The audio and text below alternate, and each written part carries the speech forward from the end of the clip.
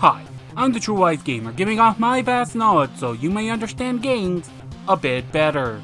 So you might be asking right now, why did we end on Lightspeed Rescue when the Disney era is right around the corner? Simply put, there aren't enough games to go around. I'm literally trying to figure out ways to add games to them, including, but not limited to, plug-and-play games, yeah, seriously, and Flash games.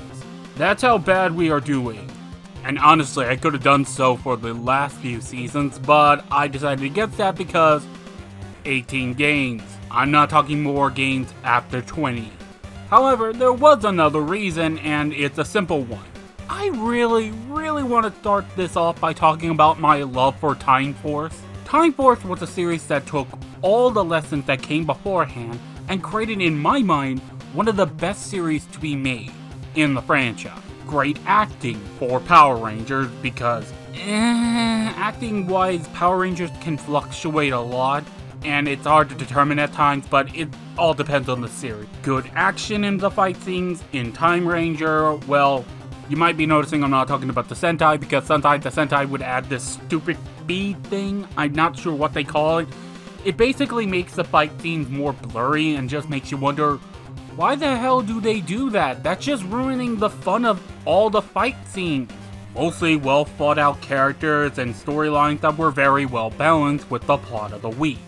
And I also need to say this, Time Ranger is also a really good Sentai.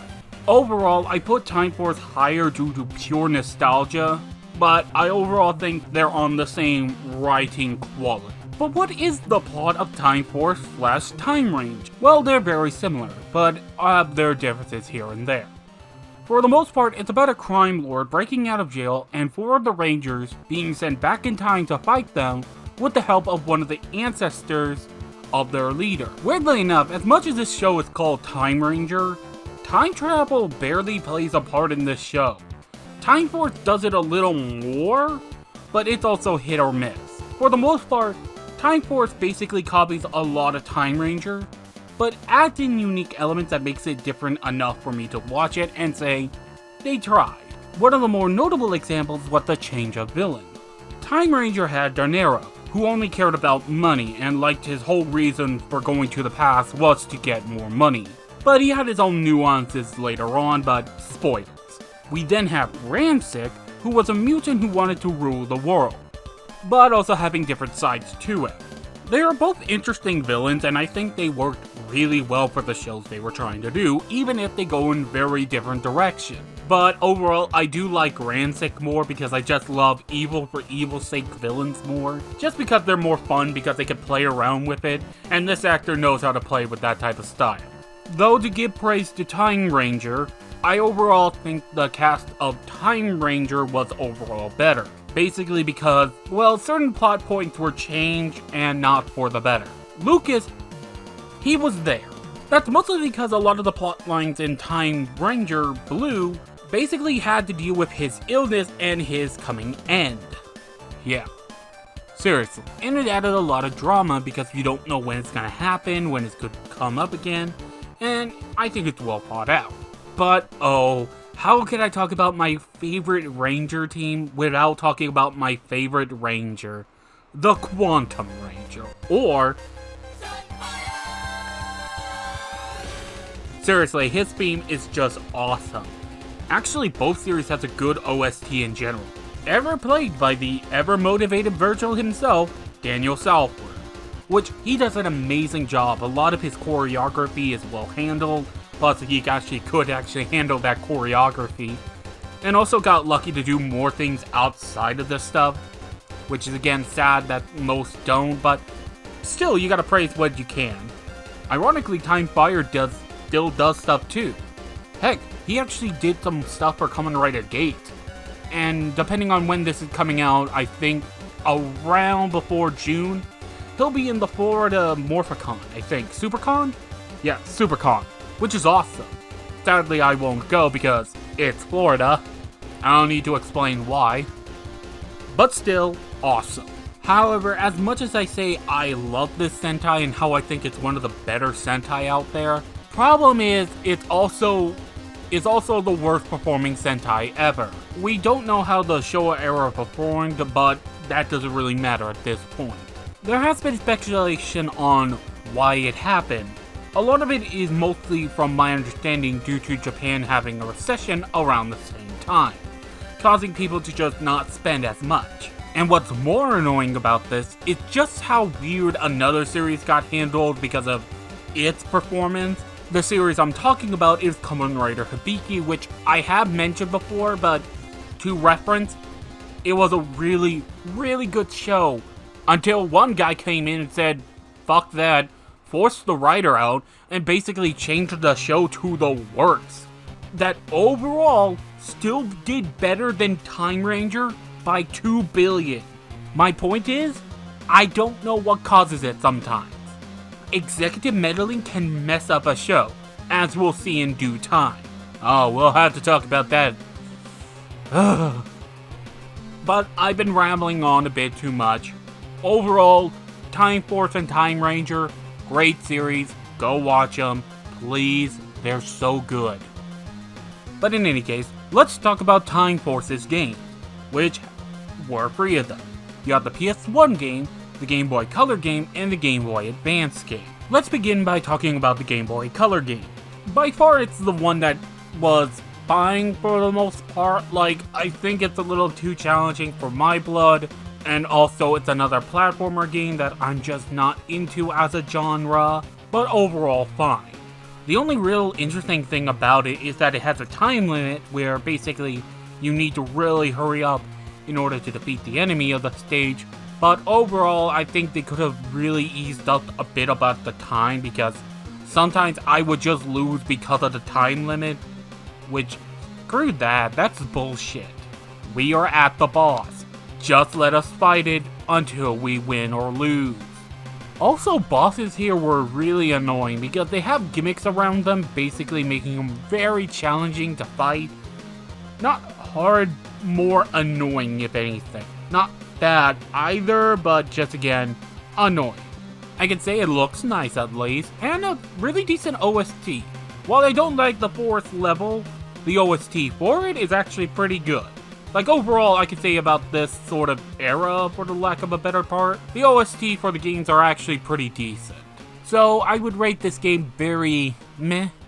Like, if you want to play it, go ahead, but I ain't gonna play it again. The next game though, I might if I'm really, really bored. That being Time Force for the Game Boy Advance. It's another platformer like the Game Boy Color game, but I overall feel it's better just due to how it feels. And I know that's like the worst thing to say, but that's just how it is. It just felt better to control in my hands than anything else. And overall, I feel as though it was at least a lot more fair. Basically, you have to go through the levels, finding some items to help you out a bit, like getting your sabers and your blasters, and maybe finding the Quantum Ranger, who is basically the most broken character in the game. And let me tell you, this game's also very easy. Like I said, it's a lot fairer, but it is easier once you realize this will win you most fights than anything. Street Fighter 2 has taught me well. Though personally, I thought the faux 3D models were okay. I think they could have done better and just go with sprites, but that's just me. Overall, I don't have much to say because, like I said, it's pretty much a better version of the Game Boy Color game, and there's not much else to mention. And finally, we have the PS1 game. And let me tell ya, if you play the Lightspeed Rescue game, they are so similar they might as well be the same game. In fact, I'm pretty sure they use the same assets from that game, because a lot of them just look too similar to one another, and really the only thing they added for this game was a time limit, sort of. Unlike the Game Boy Color game where you'll just lose when that happens, basically it rewards you if you do it before the time limit, by giving you a health upgrade. But that's really it. I stopped playing around the 4th level when a lot of the bullshit started to happen and the platforming got really weird, because for whatever reason the platforming on that stage just felt weird in general. Not bad, but just overall, I think it was fine. Not worth mentioning much. That's it. Next, we have Wild Force. This series was the end of the Saban era, as Power Rangers got bought out by Disney. However, production was mostly over for Wild Force, so they allowed it to air. For the record, they didn't want to continue it, they just wanted the rights to it. Which is just, why though? In any case, Wild Force is one of those series where I can just say, yeah, this is better than the Sentai, which is going to be a rare thing. This is also amazing when you realize it's mostly a shot-for-shot copy of the Sentai, with some minor plot changes, plus just some reworks of scenes. That's pretty much it. And really, those scenes were just there to make it work with an American audience, but that's it.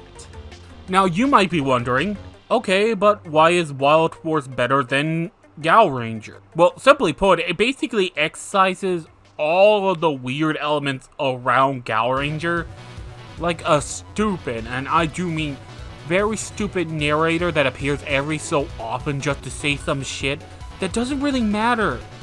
Like, they don't matter. It did not matter. It was annoying as hell. It kept coming up, just ruining some scenes here and there. Plus changing out one of the dumber aspects of that show, basically making the Rangers actually have names. Yeah, for the record, a lot of times throughout Gal Ranger, until the very last episode, did they all refer to each other by just their gal and their color. Which, I know I do, but that's just for the record of I'm just shit with names. What this show's excuse. And also just a bland cast in general. They're not bad, but they're not interesting either. However, sadly, this was shared with Wild Force as well. The casting in general is just meh. I'm not sure what particularly happened to it because it was actually starting out fine, but then later on got meh. It's so weird. But Wild Force I overall judge a little higher, mostly because of those changes I mentioned. Plus also the 2 crossovers, which were just amazing. The 10-year anniversary season episode was really well done, and I also think, while a bit excessive, was still fun overall. You might have now noticed that I haven't actually talked about the plot of Wild Force and Gal Range. Well, like I said earlier, the plot isn't really that interesting. Really, the only thing that makes Wild Force slightly better were those changes that just remove more of the annoying aspects. Plus giving some of the Rangers more personality, but even then, that's barely a thing. I mean, really, the most interesting episode of Gal Ranger was when most of the other Gal Rangers died, except for Gal Red and Silver. Yeah, that was an episode. I mean, like, they all revived at the end of the episode, but still. That was interesting. Wild Force, and by exception Gal Ranger, actually had 2 games. One for Gal Ranger and the other for Wild Force. Let's talk about the GBA game quickly. The GBA game is bleh. This one more of a beat-em-up style game there basically you can call up the other Wild Force Rangers to help you out and do special attacks, but it's just there, man. Like, don't worry about it, it just exists. Okay? It's bland, not really interesting. I could do literally anything else right now, and that would still be more enjoyable than this game. And get used to this. This is going to be a running theme throughout most of the other games. However, not for our next game, that being Gal Ranger for the PS1. Yes, Sentai got another game that wasn't for the freaking Pico.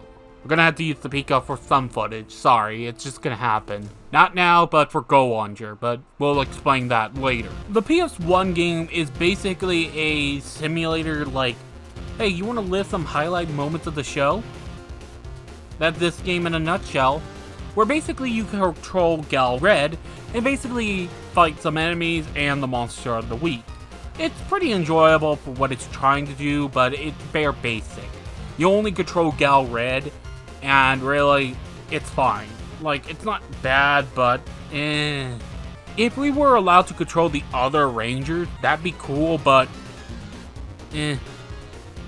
There's also the Megazord fights, which basically are just like waiting until you can actually attack them, and that's really it. really well presented and really well done looking, but overall it's basic. Enjoyable for what it is, but not much else. Next we have Ninja Storm, which is a personal favorite of mine, mostly due to just growing up with it. Well, something else I'll mention in a moment. This would herald the beginning of the Disney era, and also the beginning of the move to New Zealand, due to Disney cutting the show. However, luckily with enough charm and luck, they were able to convince them to continue the series in New Zealand, since it's cheaper there to film, which is very ironic because it's banned in there because it's being too violent. Yeah, that's a real thing and it's really dumb. This is also where they began cutting the budget a bit, which meant they were more likely than not trying to just copy the Sentai as much as they can while still being original to themselves. Which, I kinda want to side note for a moment that I don't have a problem with them copying the plot, per se. It's more about how they do it and what are they trying to do with that copying. You know what I mean? It's just how it works, you know what I mean? We'll talk about that more when we get into, well, that show, but another time. But let's quickly give a quick plot synopsis of both Ninja Storm and Hurricane, since for the most part they share the same foundation. It follows the journey of three Wind Ninja Storm Academy students. As their school gets kidnapped by this guy, they must master their new ninja art training in order to defeat their new enemy and save their school. Ironically, the Sentai forgot that last part. Like, no joke, that actually happened and it was really weird. But then again, it was also the slow decline of that show as well. Though I say that, it's also one of the best performing Sentai ever. I'm not even kidding. It took until Q Ranger to stop it, and even that after Gokaiger. If you ask me why it was the best one, I'm not sure, it's just how it is. But let's talk about Hurricaneger for a moment. Hurricaneger is a silly Sentai. Not a comedy Sentai, but a silly one. The difference for me is how it handles the plot of the week. Well, sort of. At first, it's mostly serious, but as time went on, it got more silly, and it just went on to affect the plot as well at times, even when it got a little more serious here or there. I mean, like, it still balanced it really well, it just wasn't the norm, and it began to affect the show in a lot of ways, and by extension, Ninja Storm. However, ironically, Ninja Storm is more silly due to this guy leading a lot of the comedy at times, and well, it doesn't always work, but god damn it, I love him. I don't know why, I think he's funny as hell. Don't ask me, it's just weird. Though honestly, if I could be honest, both shows have a problem with their main antagonist. Basically, they're kinda lame. Because even if I find him funny, I still agree with most people that he is kind of a lame villain at the end of the day. And the Zan? How the hell do you pronounce this? Every time I keep hearing it, they sometimes flip on it. But whatever. These guys were boring, and this person was just poorly acted. But both seasons' villains were just boring. They just weren't interesting in and of themselves. Ironically, more of the Monster of the Week were more interesting just because they had something to do. But though, ironically, as I said, Storm is a little more sillier than basically Hurricaneger. I argue it actually balances it a little better, plus removing one of the dumber aspects of Hurricaneger, that being Shurikenger. Okay, when I say that, I mean as in, he's basically the win button for the Hurricaneger if they can't win normally. Not to say that he didn't suffer some defeats at times, it's just more times than not, he acted as the team's win button. I do like the aspect of we never really got to see the real Shurikenger, and a lot of the actors that played him were actually former Sentai members, which was really cool. But for the most part, he was just the win button, and basically they even tried to give him a cop-out death that was kinda dull, and really he does come back later on. Like, I still like Hurricaneger, it's just that I just rate Ninja Storm a little higher. That's just a me thing, but if you're asking in terms of pure quality, I think Hurricaneger wins out more times than not, but that's just, again, I prefer Ninja. I was originally just going to use the Game Boy Advance game However, I did also forget there was a Hurricaneer game for the PS1, but let's quickly talk about the Game Boy Advance game really quickly. Like the Time Force game, it's a platform action beat-em-up game that overall would have been fine if it didn't have the gun. Yeah, Ninja Storm basically added in this gun weapon where basically, I think what they were trying to do was trying to create a risk versus reward thing where basically your gun basically planted you in place where if enemies come at you at either side, you're basically stuck. Problem is, you have infinite range, so it's not much of an issue. Plus, it's super powerful on its own, so I didn't need to worry about it like at all. Only time I had a problem was against the bosses, and even then, not really. And only one that actually gave me trouble was Lofor, and that was it. Not even much else. It looks fine, it plays fine, there's nothing really wrong with it, but it's just there. Next, we have the Hurricaneer game, which basically improves upon the problem I had with the Gal Ranger game, where basically you can only control Gal Red. Now you can control all of the Hurricaneer, though this one works a little differently. Basically, you can decide between just one character to play as throughout the level, or switch out every so often every transition, which is really cool, and I thought it played really well. It's basically the Gal Ranger game again, but with the Hurricaneer and more moves, which I overall thought was fun. It was enjoyable. I didn't think it could do much. It basically kind of goes through the wheels again and just redo Hurricaneer, but overall I enjoyed it. Not great, but I had my fun. Now let's talk about one of my favorite Sentai ever, Apperanger. Yeah, seriously, this is my favorite Sentai. Like, no joke, because it is a silly Sentai. Like, I know that sounds weird, but let me elaborate. Hurricaneer devolved into a silly Sentai, while Apperanger was mostly a silly Sentai with some serious elements. Basically, it learned how to balance it really well. There were also a bunch of elements around the show that made it really interesting. For example, making the Red here an actual father. Well, father-like person to this kid. And she's actually important to the part of the cast, and in fact, I felt like the cast here was really well done. I enjoyed everyone here, even the secondary characters who didn't feel like freaking secondary characters and actually felt fleshed out. Plus Abba Black in general, because I just like that character so much. Also, his theme is just awesome. I love his theme song. In fact, Sentai actually has some pretty cool theme songs. In fact, for the Sentai, they basically all got individual theme songs to them, which is really neat. Ironically though, Dino Thunder is a series I also like because it's actually a little more serious. Yeah, I know that sounds a little weird, but basically, it feels like it can balance the sillier elements a little better, though not all at all times, but hey, nothing's perfect. Like, they're kind of opposite in that way, yin and yang stuff, where basically, Apperanger's silly, but it has its serious moments and knows how to handle them. Dino Thunder is a little more serious, more times than not, but also understands how to be silly at times and really work it. And I would even arguably agree, because it's pretty much a fact, that it had the better villain. Mesogog was a good villain in general. He was basically just a good villain.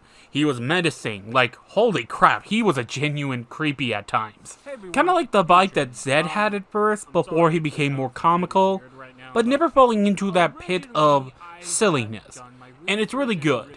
But let's quickly explain the plot. In Apperanger, when the meteor hit the Earth millions of years ago, it actually created another Earth. That instead of the dinosaurs dying out, they became part of life and soon evolved into dinosaurs. Yes, I know that's a weird way to say it. It's hard to pronounce it without making it more pronounceable, but whatever. That is until the Evelyns came in and took over the world, as Abba Black tried to find a way to basically get to New Earth, or another Earth. It's weird. Don't ask me why they called that another Earth, but whatever. Basically trying to find someone with dynamite energy in them that allowed them to wear the Abere suits to become the Apperanger. In Dino Thunder, Tommy Oliver, former MMPR Ranger, after retiring from his ranger life, he becomes a teacher. but in his spare time prepares some morphers in case the need arise after Mesogog wants to make people dinosaurs to take over the world. And after 3 of his students finds and grabs the Dino Gems, he lets them become the Dino Thunder Rangers to help save the world. Overall, if you wanted to ask me which one was overall better, I overall say that I love Abba Ranger more, but really it's a toss-up. They are both good for very different reasons, and I enjoyed them both for that reason. Though, if I had to choose like one or the other, it would be Abba Ranger, since Dino Thunder had a problem of balancing some of the Sentai stuff, because sometimes it would just copy the Sentai, but then not do much with it. But now let's talk about the games. And really weirded out that one of them is on the PS2/GameCube. I don't know, mostly because it just felt like a weird choice in general. Mostly because, like, for all intents and purposes, 3D games are hard to make and it takes a long time just to make them. Thus why most of the games here are just in 2D. But before that, let's talk about the Dino Thunder GBA game. It's another one like the Ninja Storm/Time Force game, where it's a 2D platformer beat 'em up, and overall I just did not enjoy it. It's kind of like the Lightspeed Rescue game for the GBAC, where basically you need to do certain things in a certain amount of time, but the levels are too vast and complicated, and then by the time you actually reach them, you're either dead or the time limit's out, and it's just not enjoyable. I barely got through the first level. Barely. And I did not enjoy it for the rest of it. It looked nice at least. Not great, but meh. Now let's talk about the GameCube game, since that's the version I'm playing. This game is painfully mediocre. Like, there's something there that could have been enjoyable, but it's so basic I just could not enjoy it. There's just not enough there for fun. Instead of actually controlling the Rangers, you control the Zords. And that's pretty much it. You do some platformer challenges and fight some monsters, but that's really it. The final boss is bullshit, but otherwise it's fun. It's not enjoyable, like, I don't know, it feels like it's spinning its wheels just to do something, and you're introduced to something new every so often, but the last sword gets introduced to the second to last level, and I'm like, why? It feels like the game was going to have more to it than that, because ironically, there's more to the game. Like, there are other Zords in the game, though they are mostly reskins of each other, which is really weird. I'm not sure why it's in here, but whatever. It's not even really enjoyable all that much. Basically, you're asked to do these mini challenges, and for the most part, the Petra Zord could just do most of these challenges on her own if the game didn't require you to actually use the particular Zords at certain times. That's really it. It's really dumb. Next, we have another great series, though this one even isn't in debate. A lot of fans would say, yeah, this is probably up there. That being both SPD and Deca Ranger. I mean, sure, they have their issues, some of them I won't get into, but overall, most people say, yeah, this is worth a watch. Both of these shows are both police shows. Basically, for the most part, most of the episodes are about the Rangers going on and doing police stuff. However, both of these shows have a different vibe to them. Deca Ranger falls more into the weekly police show, a la Adam 12 Dragnet, while SPD will follow more of the modern police show, which will still have a plot of the week, but will still have an overarching narrative throughout the show. They very much have different feels, and sometimes they can overlap with each other, but overall, they pull something for each of them that makes them unique, that are overall very still enjoyable. In fact, if I could say something about this show, I actually overall like the ending for SPD, though that's just because of a spoiler thing that I'll mention now. In any case, at the end of SPD Red decides to leave and become more of a full-time charity worker again, and he's happy. I don't know why this is something that always fascinated me, like, he basically chooses to leave, do something better with his life, and I think that's kinda cool. But I do want to mention that while SPD does copy a lot of the plots of Deca Ranger at times, again, they feel very different, and Something I really wish that the Neo Saban era had. But we can talk about that later. My point is, while Power Rangers will copy Sentai at times, that doesn't mean they won't try to make it uniquely theirs, even if they add the stupid explosion thing. Okay, let me explain. See, this is something where the prominence of Kalish explosions begin to become more apparent. They've been in the background for a while, but most fans agree, even myself, would say that, yeah, this is where it starts to become a problem. A true problem. Essentially, Kalish explosions are, for the record, waste of time. They do nothing to add to the show, and just add on time just to add to the runtime. Nothing more. And a lot of people will blame Koichi Sakamoto for these explosions. Even though, this is not his work. It is nowhere near the stuff he's ever done, because, you know, he's been a part of the series since its foundation, and for the most part, any stuff after this sort of era, it doesn't appear. Like, I have seen a lot of his works because I know for a fact he also been doing Sentai at the time when SPD was a thing, so wouldn't have final say about this sort of thing. Plus, when he's the main director, these sort of things don't appear, like Kyoryuger, Kamen Rider Double, and Forze, which do not come up. And really, the only time where somebody can say, yeah, it's a problem, is Kyoryuger, and Kyoryuger only had a problem with explosions in general. Like, holy crap, dude, he needs to really stop with all the explosions. But let me tell you, they are not stopping the fight, they are enhancing it, even if they're doing it super poorly. I seriously have no idea where this idea started for them, and I have no idea why they thought this was a good idea. It's kinda boring. It's something I don't think anyone really enjoys. In general. It was probably the same person who thought making Deca break into a ball of light instead of an actual character. Yeah, seriously, we don't know why they did this.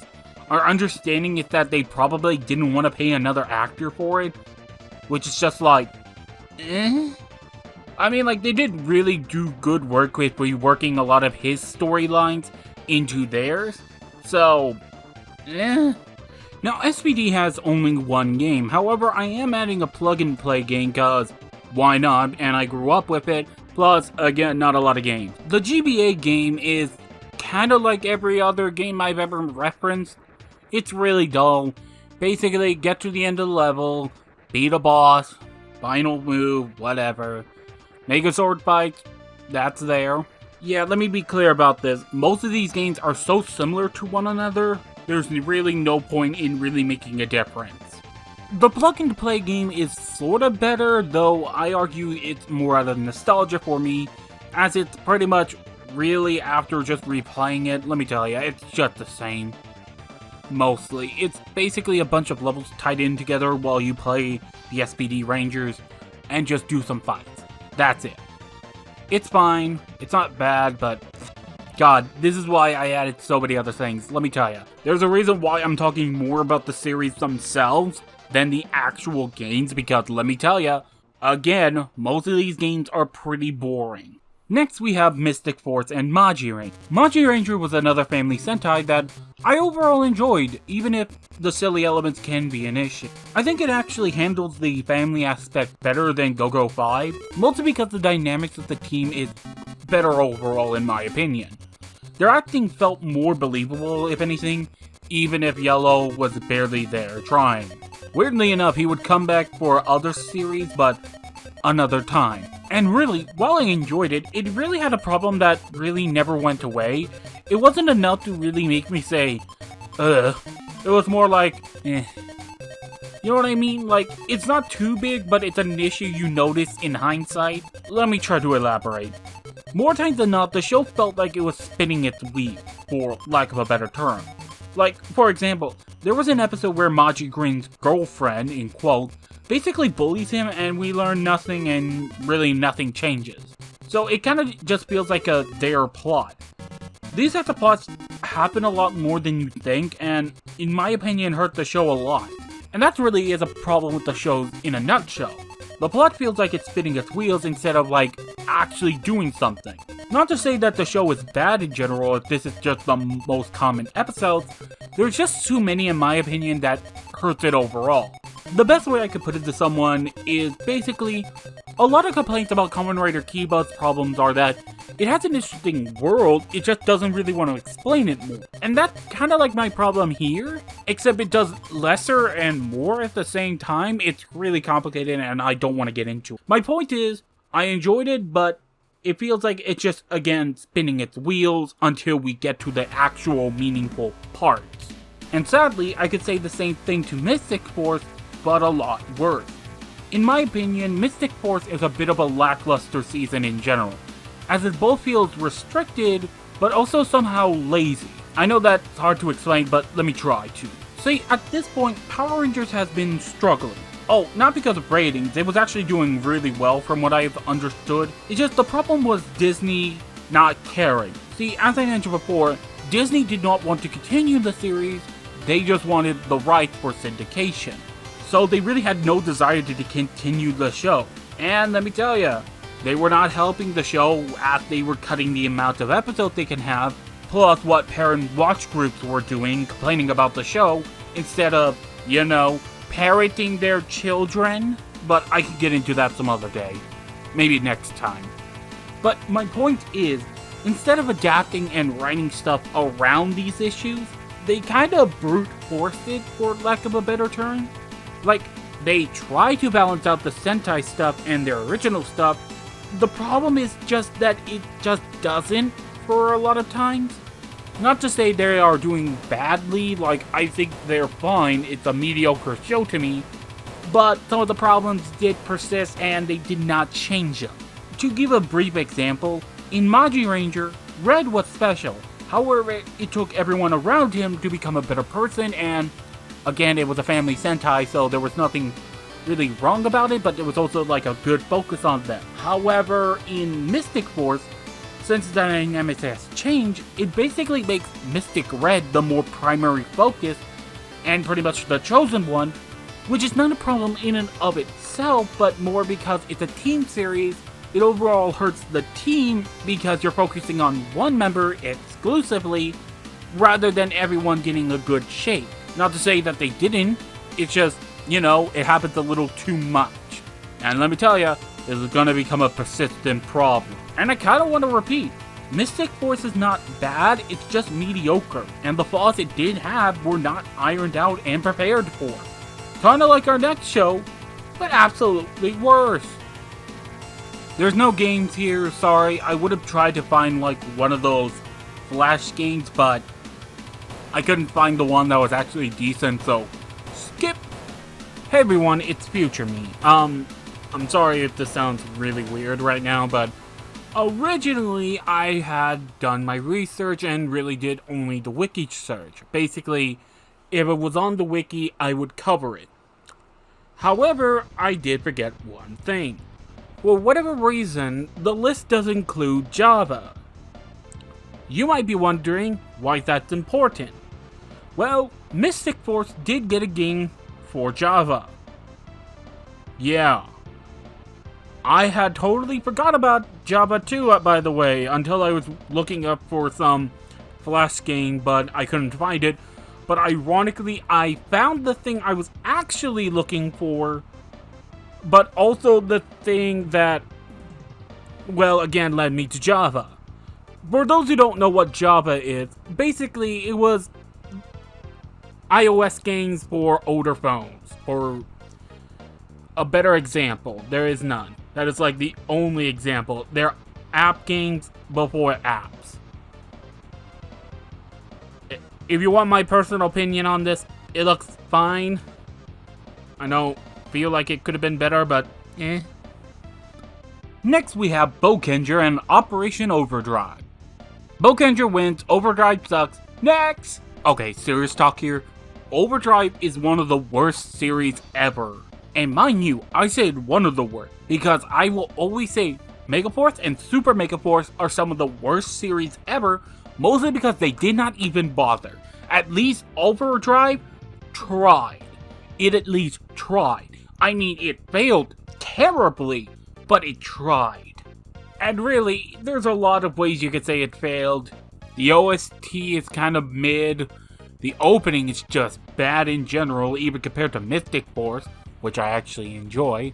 In fact, Super Sentai and Power Rangers openings are usually fine. There's not a usual bad one, but sometimes. But this one is just plain out bad.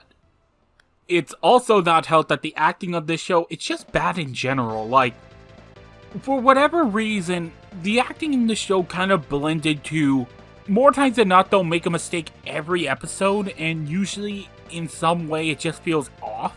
I can't explain it. Like, every actor is bad, but they're not like god-awful, except Dax, because I don't know who the heck made Dax act that way. I'm serious here when I say, whoever directed Dax to be that way, go back to school and relearn everything. Because you see, here's the thing I haven't really actually mentioned, and if you ever wondered why I've been taking a little longer in between each video, it's also because I'm working on another video at the time, but I'm also looking into all the stuff they were all in. Yeah, I do that. And let me tell ya, his later and earlier stuff, he's fine. It's just here, he just acts weird, and it doesn't really make any amount of sense. It's also not helped that when he's told to act, he's acting out material that it's just dumb. Like, the third episode, the literal third episode, makes him out to be a dumbass who just lets the villain leave with no hesitation or trying to stop them. It's just dumb. I kind of want to mention too that, ironically enough, in my opinion, it's just me, the idea of what they were trying to do, trying to be like an adventure series, ironically enough, just to give this show any amount of praise, it actually slightly does it better than Bokenger, which kept it mostly in Japan, which is kind of a sad thing, but not that they had the budget to do so, but hey, they at least tried. Again, like, if I could say anything about this show, is that they tried. Though that anniversary season episode was just terrible, like I know they were trying again, but every time I look at it, it's just bad. Because the episode basically makes it out that the main team, the team we are supposed to care about, into assholes who we should be rooting against because they're just assholes who don't really care about anything. It's cool and stuff at times, but overall, it's just like, why though? Just why? To actually praise something about the writing, the making Mac an android plotline was actually pretty well done and was a good idea in general. Like, well done. Like, I think it was a good idea, just not executed well all entirely. But, you know what? At the end of the day, the show was just bad. Even with any of the good aspects, it just wasn't enough to bring up this show from, Oh, Bokenger. Oh, let's talk about that for a moment. Bokenger is a show that I'm mixed on, ironically. Like, I heard a lot of people tell me that Bokenger is better, and it is, but I thought it would be, like, a little good, but no. Here's the thing. As an anniversary season, it's kind of safe. Really, one of the interesting aspects about this show is that the anniversary style is done a little differently. Instead of having a lot of Rangers come back, it's actually done by having all the mech suits actually be monster villains, or at least shaped like them. Which is actually kind of a cool aspect, because like Wu-1 or in, I can't remember, Moltor? Yeah, Moltor be like based on the Daijujin, or the MMPR Megazord. And just to note, I did not write much about it. In fact, I accidentally forgot to add it in here. I don't know why I forgot to talk about Bokenger. It's just fine. Like, there's nothing really great about it, but there's nothing wrong with it either. You know what I mean? It's a show that's there, it had its fun, it's fine. And with that out of the way, let's actually talk about the games. I originally thought there was actually going to be free games, but ironically, the PC version, which is the one I played, and yeah, you can actually play it on PC right now. I'm really surprised about that. And the handheld version. Those are the only two versions they have, so let's talk about them quickly. However, like I said earlier, this is also an anniversary season, so they thought to basically make like a game about the Rangers and joining up with them. So let's get a quick explanation out of the way. In both of these games, there's something called the Omega Ranger from SPD. I didn't mention him, but that's who Deca Break is based on. The Omega Ranger is having problems in time where basically Zed or someone else is coming in and kind of messing things up. So the Omega Ranger calls upon older Rangers to help him out. Ironically enough, there's not a lot of selection here. So you have Overdrive and MMPR, okay?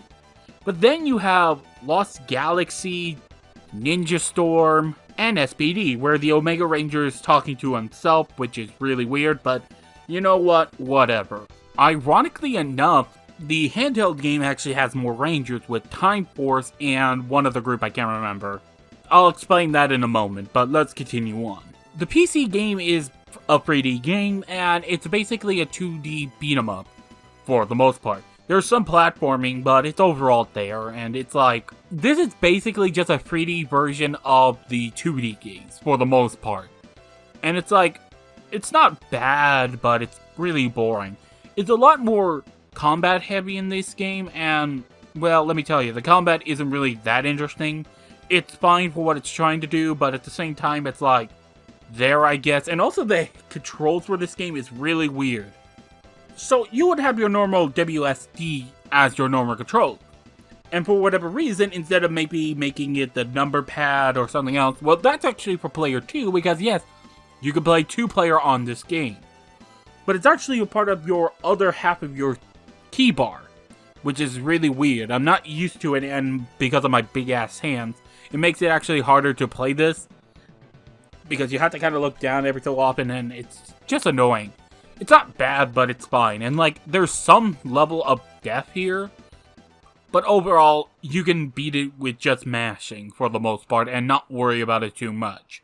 There's also the Megazord battles, but these are so basic, it's basically Simon Says. Basically, press the key they tell you, then you deal damage. There's nothing really interesting about these. They're just there.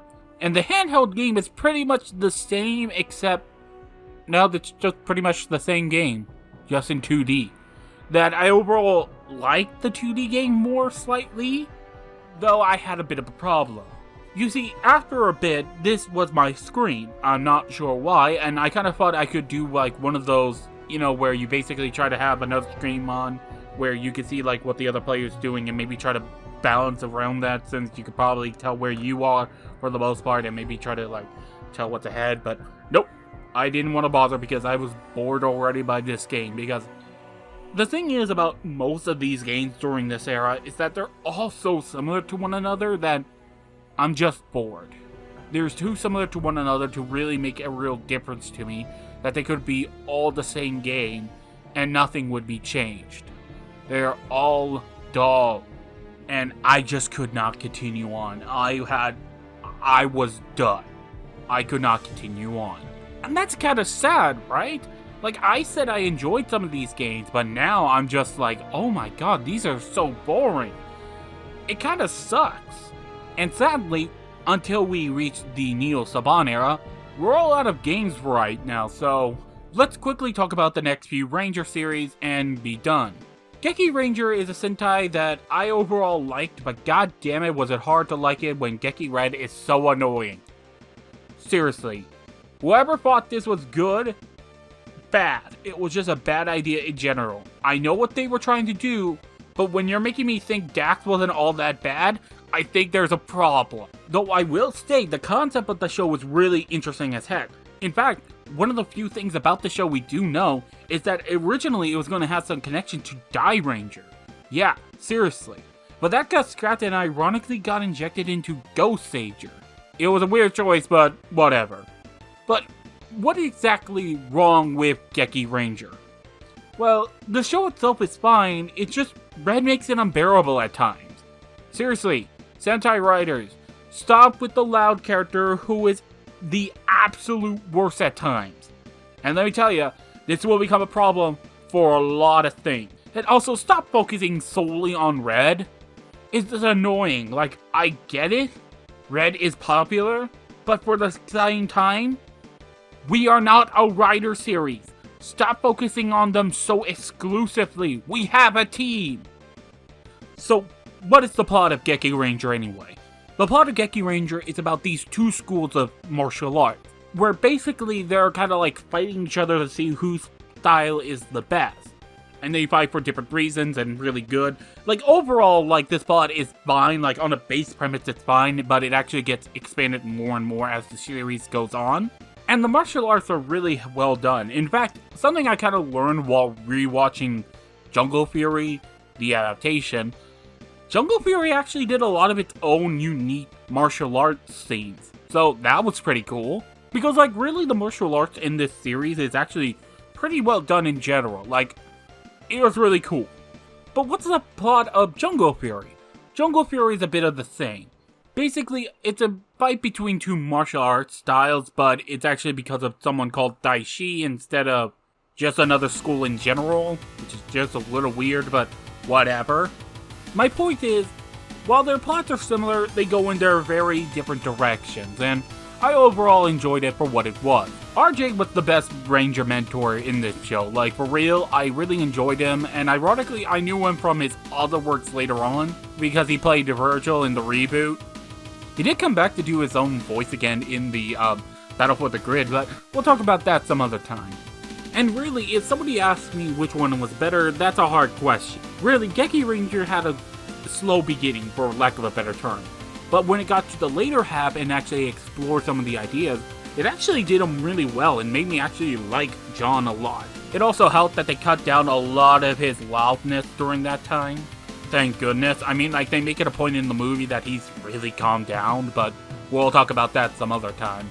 However, Jungle Fury has a better beginning overall and a more flatline experience of good, where Geki Ranger can go all over the place on good, like, okay, good, and then really good, and then Jungle Fury overall has a solid, okay, and kind of sticks to it for the most part. Which, I don't know, it's kind of hard to judge between the two. I think they're equally fine, and there's nothing really wrong with either show in its entirety. Yeah, that's all I gotta say.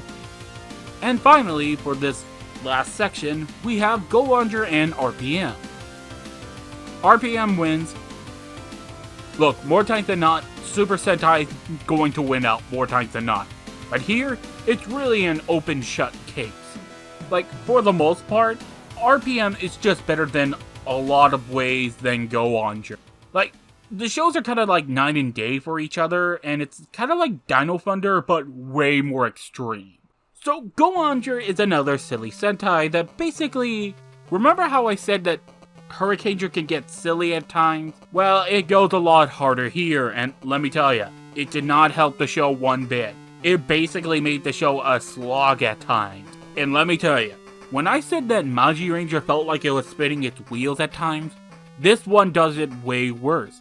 I just genuinely felt like nothing was going to happen, and I got bored really quickly, because the plot is just so basic. For all intents and purposes, the plot is basically a bunch of robots from another dimension lost the battle to pollute an engine world, or a world full of cars. And they decide to take over the human world and try to, like, pollute it. However, the car engines of that world decide to lend their strength to here to help the human world against their machinery. Essentially, they're basically like the Orgs and the Machine Empire combined, except way more dumb. And let me tell ya, as a villain group, they do not make for fun comedy. There are a few times where they're funny, but overall, they are the most generic type of villain group ever. You have the big dumb one, the smart one, the sexy one. Seriously, this group is so boring. They introduce some other guy who then leaves for a while, and everyone thought he died until he returned. And it's just like, why are we even here, man? It's also not helped that the final villain of the show doesn't come in until the literal last episode. Jesus, anime Christ. This show is dull. RPM, on the other hand, is really different. Like, it's pretty much the inverse of it. Where basically, RPM is a very dramatic, darker series than pretty much most of Power Rangers in general. So it's a good and weird, different sort of stylistic change. I mean, Power Rangers could be dark at times and just the materials around it, but this one just kinda goes a little more darker. The plot is Vengex, a virus, begins skynetting everything and basically begins Armageddon for everything. And basically, we follow the Rangers of Corinth, the last human city on Earth, as we follow a bunch of characters becoming Rangers and trying to help them, and trying to defeat vengeance. That is the main plot of the show. And let me tell you, it is so weird to have a show not focus on the red. Yeah, this show focuses on the black, Dylan. And even then, when he is a central focus, that doesn't mean the other characters aren't taken away. In fact, they're given whole episodes to give them backstory, character development, and show off why we enjoy these characters. Really, if I could tell you anything, RPM should be kind of like the template on how Power Rangers should try to be more structured, like giving characters storylines, development, and other stuff way more focused, because more times than not, it helps us connect to the characters. And let me tell you, as we go on to the Neo Saban era, this is going to be a problem. I really kind of want to go back onto this when I say Go Andra was a silly series. I mean, like, the one thing about the show that is really funny is that one of the producers for this show was like trying to push this next show, or RPM, to be like the next big push for Power Rangers in general, trying to gain more audience by trying to be a little more mature and stuff. But then they were stuck with Go Andra, and there is a funny transcript that Linkara did, though that hasn't really come up again yet, but you know, you can find it online. It's really funny. And like, that's the thing about this show so much that really gets to me. It's really creative. It basically takes the source material and does its own thing. Sure, there's some funny moments here and there, but the comedy is well written to the scene and really helps and enhances it.